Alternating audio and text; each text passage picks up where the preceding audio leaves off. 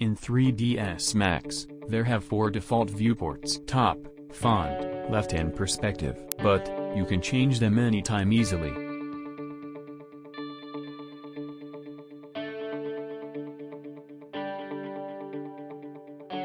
Just click here and change. Like this.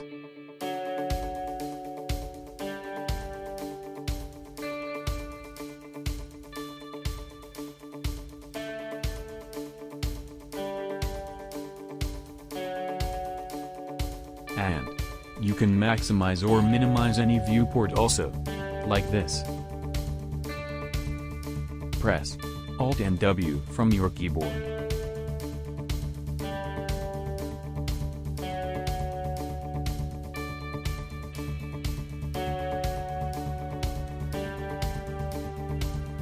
You can also set your default. Like this.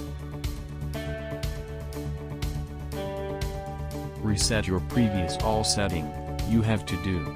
Like this.